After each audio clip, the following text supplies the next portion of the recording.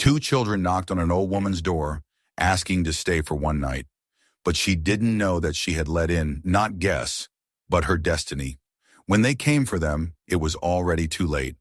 Look what one door led to. Subscribe and write in the comments which city you are watching from. The wind that morning came low and steady, humming its way through the dry stalks of Johnson grass that lined the edge of Evelyn Hart's property. It tugged at the rusted swing hanging from the old pecan tree, made the wooden porch boards creak faintly, and stirred the corner of the yellowed newspaper still resting on the front step. But inside the house, everything remained still, just as it always did. Evelyn had risen at 6:30 sharp, just as she had every day for the past decade. She prepared her single cup of black coffee in the quiet, her hands methodical and practiced. The mug clinked faintly as she set it on the kitchen table and took her seat in front of the window overlooking the fields, as though she expected the silence itself to offer companionship. At 72, Evelyn had long since stopped expecting anything to change. Her days were measured not in hours but in habits: coffee at dawn, tending the dry remnants of her garden by mid-morning, reading by noon, writing a line or two in her journal by evening. The house, once filled with the soft laughter of her daughter Emily and the thundering footsteps of her grandson Nate, now held only the quiet echoes of those sounds. The photos still hung in the hallway, Emily in her cap and gown, Nate in his Little League uniform, but they no longer hurt to look at. Time had softened them, turned grief into something quieter. Not easier, just quieter. That was the life she chose, or, more honestly, the one she fell into after the accident, after the call, after the funeral, after everyone stopped calling and the casserole stopped arriving. Some people had told her she should move, start fresh, go live closer to town, volunteer at the library again, maybe even adopt a cat. Evelyn had nodded politely and ignored every word. She didn't want to be closer to people. She didn't want noise. She wanted peace. And here, out on the edge of nowhere, she had it. So when the knock came at her front door that morning, 3 sharp raps, steady, deliberate, Evelyn froze. She didn't move from her chair. She simply listened. Probably a delivery man, or someone lost. But no one ever came out this far without calling first, and no one knocked like that, like they had nowhere else to go. The knock came again, harder this time. She sighed, rose from her chair, and crossed the creaking floorboards with slow, careful steps. Her knees ached more than usual that morning, and the sharp change in weather always made them stiffen. She placed her hand on the doorknob but didn't turn it yet. Through the small glass pane she could make out 2 figures, one taller, thin, still as a statue, and another shorter, hunched, half-hidden behind the taller one. Evelyn opened the door no more than 6 inches. The girl was no older than 13. Her hair was matted at the edges, her coat 2 sizes too big, her eyes ringed with exhaustion. The little boy next to her, maybe 5 or 6, clung to her leg, his face partially hidden behind a faded backpack. Both children were black, dressed in layers that didn't match, and shoes that looked soaked through from dew or worse. "I'm sorry to bother you, ma'am," the girl began, her voice calm but stretched thin, like someone holding back something much larger than herself. "But my mom's in the hospital. She's real sick. They moved her to Mercy General in Talltree. We don't got a ride. Someone at the gas station back near Route 9 said you might be kind." Evelyn stared, unsure what to say. She had not been called kind in years, not because she had been unkind, but because there had been no one to call her anything at all. "I'm sorry," she replied, keeping her tone even, "but I don't drive out that far. That hospital's a good hour and a half. There's no bus station near here." The girl shook her head. "We walked since last night. My mom, she might not make it. Please." Evelyn looked at the boy. He looked up at her then, with a sort of look that neither begged nor questioned, just a deep, quiet knowing. Children carried burdens too heavy for words sometimes. She had seen that in Nate after Emily's divorce. She knew that look, and still her instincts screamed to say no.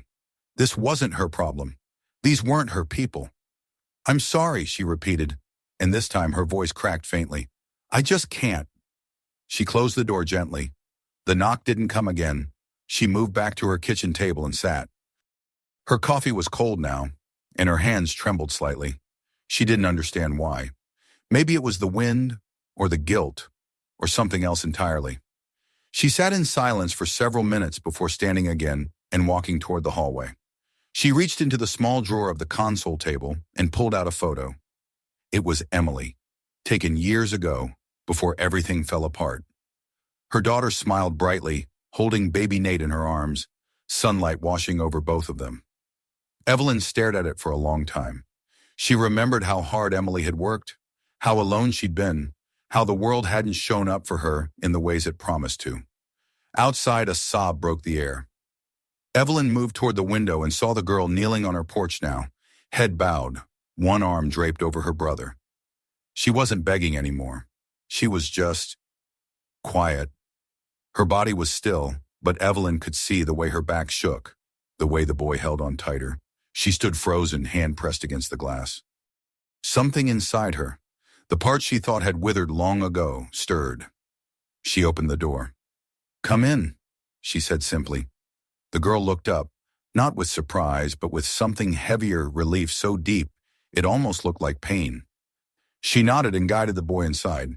Evelyn fetched 2 blankets from the hall closet and handed them over without a word. She filled 2 glasses with water, then heated a kettle for tea. "What's your name?" she asked, her voice soft. "Layla," the girl answered. "This is my brother, Michael." They sat at the table, sipping slowly, wrapped in the blankets, as though they'd just come out of a storm. Evelyn said nothing more for a while. She just watched them. Their silence didn't feel awkward. It felt necessary, like something sacred had passed between them the moment the door closed behind them. An hour later, Evelyn was outside, coaxing her old Chevy truck to start. The engine coughed and sputtered like an old smoker, but after the 3rd turn of the key, it rumbled to life. She pulled it around the front and helped the children climb in. "You sure?" Layla asked as she buckled Michael in. "No," Evelyn said plainly, "but I'm doing it anyway." And with that, they began to drive. The road stretched out before them, pale and cracked beneath the morning light. The horizon shimmered faintly with heat, and somewhere far ahead, the town of Tall Tree waited with its hospital and hard truths. Evelyn didn't know what would happen next. She didn't even try to guess. All she knew was that, for the first time in a decade, the silence inside her had broken, and in its place something else had begun to take root. Not comfort, not joy, but motion. Purpose. The faintest echo of meaning. And that was enough for now. The truck's engine hummed with a tired rhythm as it rolled over the cracked, sun-bleached asphalt stretching endlessly before them. Evelyn kept both hands on the wheel, her eyes fixed on the road ahead, though her mind kept flickering back to the 2 children huddled silently beside her. Layla sat upright, her thin frame stiff and alert, one arm protectively around Michael, who had curled into her side, his eyelids heavy with exhaustion. They hadn't spoken since they'd left the house. Only the wind seeped in through the cracked passenger window, carrying with it the scent of mesquite and dry fields. Evelyn wasn't used to silence that wasn't her own. Her house, her routines, those had grown around solitude like ivy over old brick. But this silence was different. It held tension, weariness, and beneath it all, a strange intimacy that neither side knew what to do with. She cleared her throat, not because she had anything particular to say, but because the stillness had grown too loud. "Did your mother ever stay in Tall Tree before?" she asked, her voice steady, glancing at the girl through the rearview mirror. Layla blinked as if waking from a fog. "No, ma'am. We usually stayed closer to Monroe, but she said the doctors at Mercy General were better." She paused, then added, "They moved her there last night. She couldn't breathe, right?" Evelyn nodded. "It's a good hospital. That's where they took my grandson." The words left her mouth before she could stop them. She rarely spoke of Nate aloud anymore, not even to herself. But Layla didn't pry. She simply nodded, her gaze returning to the endless stretch of road. They drove for another 20 minutes in silence, broken only by the occasional thump of tires against potholes. Evelyn's fingers tightened around the steering wheel. She felt the pressure of memories curling inside her chest like steam beneath a lid. Finally, she said, "You said someone at the gas station sent you?" "Yes," Layla answered. A woman who works there, Miss Charlene. She used to rent from Mama a long time ago. Said if anyone still had a good heart in this town, it was you. Evelyn almost scoffed, but the sound caught in her throat. She remembered Charlene vaguely quiet, polite, always helping her mother during her bad days. But it had been years. People moved on, left, disappeared. Just like Evelyn had, even if she never physically went anywhere. "What's your mother's name?" Evelyn asked.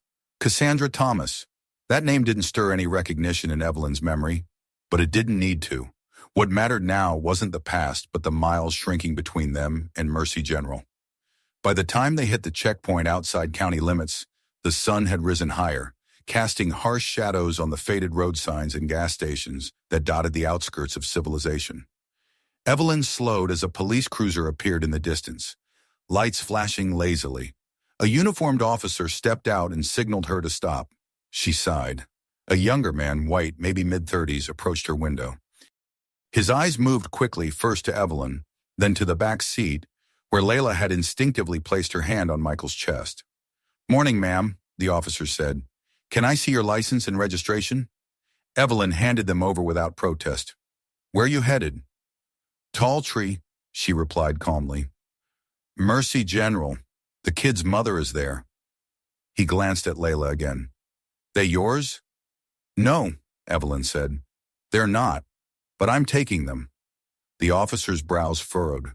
He leaned slightly closer to the window. "You related to the mother?" "No." "Then why are you transporting minors across county lines?" Evelyn kept her voice even. "Because someone had to." There was a pause. Another officer stepped out of the cruiser, older, darker, and approached the first. They exchanged murmured words too quiet to hear. Evelyn didn't move. She knew better than to show anything but stillness when the eyes of the law were on her. The second officer walked to the passenger side, tapped on the glass. Layla slowly rolled it down. "You okay, sweetheart?"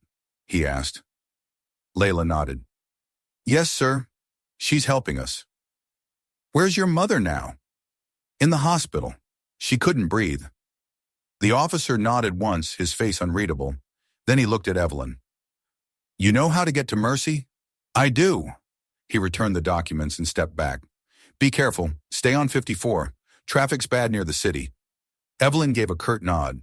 She didn't thank them. She pulled back onto the road without another word. Her hands trembled slightly on the wheel. "Does that happen a lot?" she asked after a moment, though she already knew the answer. Layla didn't look up. "Sometimes they think we're trouble." "You're just kids." Layla finally met her gaze in the mirror. "That doesn't matter." The rest of the drive stretched long and quiet. They stopped once for gas and crackers, and Evelyn gave Michael a soft toy she found buried in her glove box, a forgotten trinket from Nate's younger days. He clutched it silently. The truck rolled on.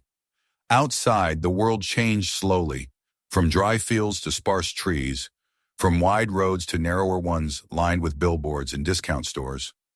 By the time the tall gray buildings of Tall Tree emerged on the horizon, the air had shifted. Everything felt heavier. The hospital stood stark against the skyline, all glass and concrete, with a parking lot that stretched like a maze. Evelyn pulled into a visitor spot and killed the engine. "You go," she said gently. "I'll wait here." Layla nodded and helped Michael out of the truck. She didn't say thank you. She didn't need to. Evelyn watched them disappear through the sliding doors. She sat back and closed her eyes. The sun beat against the windshield, but she didn't mind. She thought of the hospital hallways, of nurses in soft shoes. Of the day she got the call and rushed here only to be told it was already over. Her daughter, her grandson, gone. The hallway outside the ICU had smelled of disinfectant and burnt coffee. She remembered it all. She remembered too much. When the children didn't return after 20 minutes, Evelyn locked the truck and went inside. The reception desk was busy, but she found a nurse with kind eyes and asked for Cassandra Thomas. "They're with her now," the nurse said softly. "Room 518. Evelyn stood outside the door, not sure whether to knock or wait. Through the small window, she could see Layla sitting beside the bed, holding her mother's hand. Michael sat in a chair, legs swinging, a coloring book open but untouched in his lap. Cassandra looked fragile, her chest rising in shallow rhythms. Tubes trailed from her arms. Her eyes opened only once to meet her daughter's. Layla leaned close, whispering something Evelyn couldn't hear. Cassandra's lips moved faintly, then stilled. A long moment passed. Then Layla straightened, her face stone still. The nurse came quietly, placed her hand on the girl's shoulder, and nodded. Cassandra's chest no longer moved. Michael began to cry softly. Evelyn pushed open the door and stepped inside. She didn't say anything. She didn't offer hollow words. She simply reached for the back of Layla's chair and placed her hand on the girl's shoulder. Layla leaned into the touch. The room remained silent except for Michael's small sniffles and the distant hum of hospital machinery. Evelyn looked down at the woman on the bed. She hadn't known her, but she saw the strength in her children. She saw the choice this woman had made, even in her absence, to fight until the very end. And Evelyn understood something then. Not fully, but enough. She didn't come all this way just to drop them off. They weren't going anywhere alone. The rain had started by the time Evelyn pulled into her driveway, the windshield smeared with water and streaked with dust from the long drive back. The old oak trees that flanked the path to her house shivered in the wind, their limbs black against the gray sky. In the back seat, Layla held her brother close. Michael had fallen asleep hours ago, his cheek pressed against his sister's coat. Fingers curled loosely around a stuffed dog Evelyn had dug out from an old cedar chest 2 nights before. They had stayed in Talltree until the hospital released the body. Evelyn hadn't meant to get involved in the arrangements, but when the social worker asked Layla where the remains should be transferred, the girl had simply looked at her blankly, shoulders tensed, jaw set. Evelyn had stepped in before the silence became shame. No one else had come forward. No one claimed Cassandra, not even from the list of extended relatives the hospital tried to contact. It was as if the world had already decided to forget her. Evelyn had paid for a modest cremation and brought the ashes home in a sealed urn that now sat in the corner of her living room, beside the fireplace that hadn't been lit in over 5 years. She hadn't explained to the children what it meant to keep a life in a box. They had not asked. Some things Evelyn had learned, children understood too well without needing words. The days that followed were slow, filled with awkward silences and mechanical kindness. Evelyn made meals without asking what they liked. She gave them her daughter's old room and left the door open. She made space where she could, never pushing, only offering. Layla moved carefully through the house, always with Michael nearby. They didn't watch television. They didn't ask to play. They stayed close to the windows, listening to the wind and the world beyond. On the 3rd day, a letter arrived. It was addressed to current guardian of minor dependents of Cassandra Thomas. The envelope was thick, embossed with a county seal. Evelyn read it slowly, twice, before setting it down and staring out the kitchen window. It was an invitation, no, a summons to an emergency custody hearing. Someone had stepped forward. The following morning, Evelyn dressed in her best slacks and a dark blue blouse she hadn't worn in years. She tied her hair back, pressed her coat, and drove them all to the courthouse in silence. The building loomed gray and impersonal, with echoes bouncing off tile floors and the smell of floor polish hanging in the air. A woman met them in the waiting area, tall and well-dressed, with clipped speech and a sharp chin. Cynthia Morgan, Cassandra's older half-sister. She had never contacted the hospital, never reached out to the children. But now she stood before the court claiming familial obligation. "I only recently heard of Cassandra's death," she explained to the judge, her voice smooth and steady. "Had I known earlier, I would have taken immediate action. These children are blood. They belong with family." Layla sat frozen beside Evelyn, her face unreadable.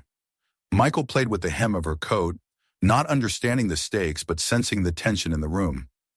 Evelyn stood when called. She wasn't eloquent. She didn't prepare speeches.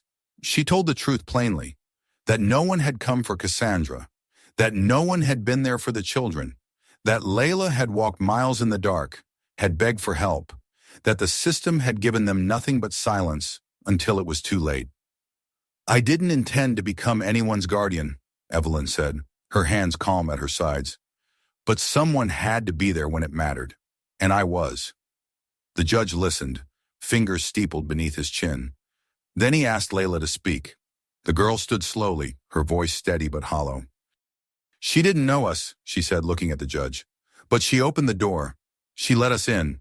My aunt didn't even call the hospital. She never asked where we were sleeping or what we ate. Mrs. Hart stayed." Silence followed, a silence that Evelyn knew well, the kind that settles in the air when truth is too raw to deny. The judge granted temporary custody to Evelyn, pending a formal evaluation. That night, Evelyn returned home with the children and sat on the porch for a long time after they'd gone to bed. The stars blinked faintly above her, veiled by the leftover clouds of passing rain. She lit a candle by the urn and watched the flame flicker. The weeks that followed were not peaceful. Evelyn was contacted by social workers, case managers, and even a reporter who had caught wind of the hearing. Cynthia filed an appeal, claiming Evelyn was too old, unfit, unable to care for two growing children. Evelyn responded not with anger, but with action.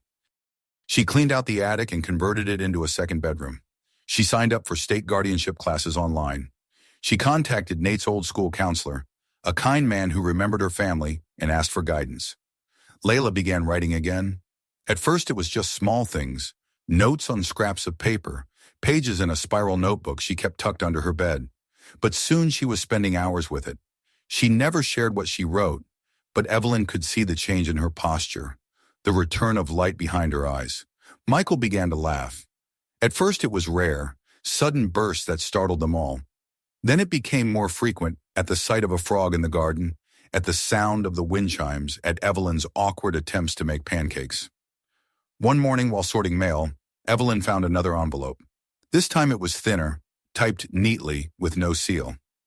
Inside was a note from a woman named Janet Price, a legal assistant working with Cynthia Morgan. It was a threat wrapped in politeness. If Evelyn did not relinquish custody, formal litigation would begin. The letter implied financial burdens, social scrutiny, and medical evaluations. Evelyn sat with it for hours before she told Layla. The girl didn't cry. She simply nodded and asked, "If we have to leave, can we come back someday?" "You're not leaving," Evelyn replied. "Not if I have anything to say about it." But she was tired, not just physically, though her knees ached more than ever, and her back stiffened at dusk. She was tired in the soul, the kind of tired that seeps into your bones when you realize the fight ahead may last longer than your strength. Still, she kept going. She scheduled doctor's visits. She updated her will. She even called her lawyer, a man she hadn't spoken to in 8 years, and asked what would happen if the worst came to pass. "You're doing something big, Evelyn," he said. "Most people wouldn't." "I didn't think I would either," she replied. The final hearing was set for late spring. The day before, Layla approached Evelyn with a folder. "I wrote something," she said, voice hesitant. "I want to read it in court." Evelyn opened the folder. The title was handwritten in blue ink, "The Woman Who Stayed." She read every word, slowly, then twice. It was not a plea. It was a testimony. Layla described the night on the porch, the warmth of a house that didn't ask questions, the feeling of being seen after years of being invisible. She wrote about her mother's last moments, about Michael's first real smile, about the garden they were planting together with Evelyn. It was raw and real, and Evelyn cried when she finished, not because it was sad, but because it was true. In court, the judge listened. Layla stood with trembling hands and read every word. Cynthia said little afterward. Her lawyer whispered to her, but she didn't speak. The court ruled in Evelyn's favor. Full custody granted. Afterward, they returned to the house in silence. Layla placed the folder next to the urn. Michael danced barefoot through the hallways, humming something tuneless and bright. Evelyn stood in the doorway, watching them. She had lost much in her life. Too much. But as she watched Layla fold the blanket over Michael's lap, as she heard the creak of the porch swing and the distant laughter through the open windows, she realized something profound. This wasn't a replacement for what she had lost. It was what remained, and it was enough.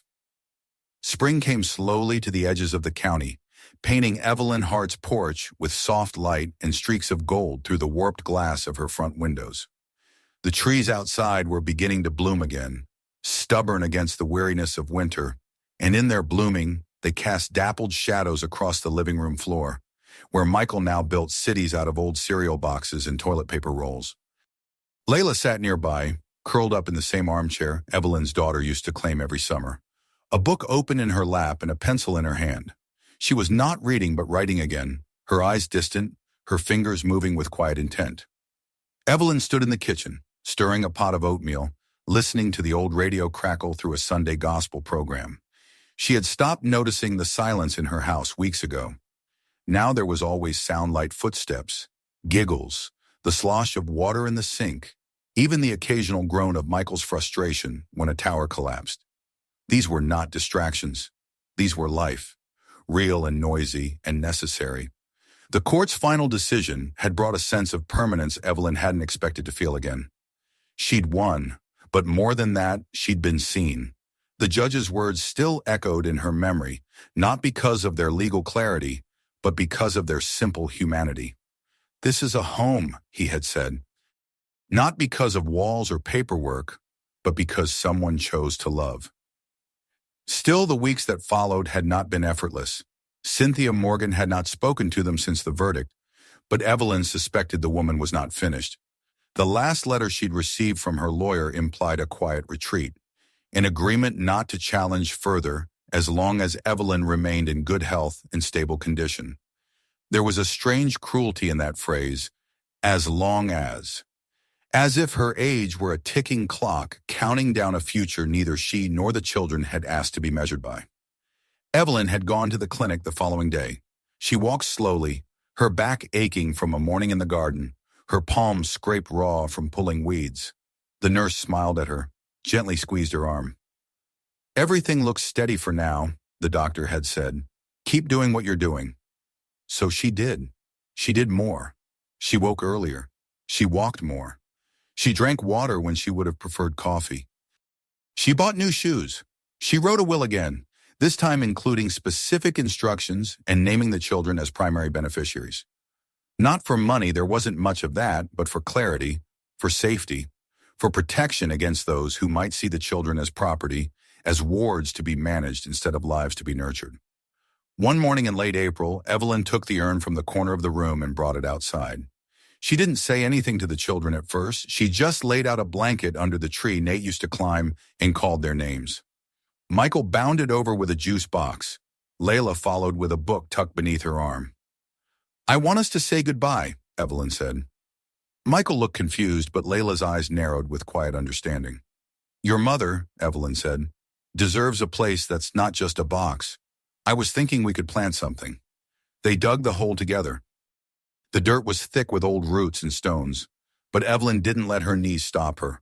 She crouched with them, guiding Michael's hands as he poured soil, handing Layla the urn without flinching. They spread the ashes beneath the roots of a young magnolia tree she had bought from the nursery just that morning. "She liked flowers," Layla said. "Then this one's hers," Evelyn answered. They didn't pray aloud, but Evelyn thought of her daughter, and Layla must have thought of her mother, and the wind through the magnolia's few young leaves sounded like something sacred. Later that evening, as the stars appeared over the sloped roof and the frogs sang in the distance, Evelyn sat on the porch while the children brushed their teeth inside. She had added a new chair next to hers, and sometimes Layla sat there too, silent but near. Tonight it remained empty, but Evelyn wasn't alone. The scent of magnolia wafted on the breeze, and the creak of the swing chain matched the rhythm of her breath. When Layla finally stepped out onto the porch, she held a sheet of paper in her hand. "I finished it," she said. Evelyn looked up. "What is it?" "My essay, the one I started in Talltree. May I read it?" Layla hesitated, then shook her head. "Not yet, but I think I want to send it somewhere. Maybe a magazine, or the local paper." Evelyn smiled. "You should." Layla sat beside her, folding the paper in her lap. "It's about a house that changes. Not because anything big happens, but because the people inside it remember how to breathe again." Evelyn closed her eyes. "That sounds just right." The days grew longer, and with them came new habits. Michael started school at the county elementary, where he was placed in a first-grade class that Layla walked him to every morning. She had enrolled herself in the middle school 2 towns over, though she had resisted at first. Evelyn had insisted, and eventually the girl agreed, on the condition that she could keep writing every day, uninterrupted. Evelyn promised and bought her a desk. They celebrated Michael's 7th birthday with a cake too big for 3 people, and Layla decorated the living room with handmade streamers. They put candles in a stack of pancakes the next morning, just because Michael asked for it. On Easter Sunday, they found 2 plastic eggs hidden in the vegetable garden from years ago, and Michael declared them magical. Evelyn laughed harder than she had in a decade. Neighbors began to notice. People who had once kept their distance began to wave again to ask how she was. One woman left a pie on the porch. Another dropped off hand-me-down jackets for the children. At church, the pastor welcomed them back like no time had passed, and the choir sang louder when Layla joined in. But what mattered most was the ordinary rhythm they built. Breakfast with spilled juice, arguments over toothpaste, sleepy confessions at bedtime, quiet hours spent folding laundry together, hands brushing without apology. One night in early summer, Evelyn walked into the children's room to say goodnight.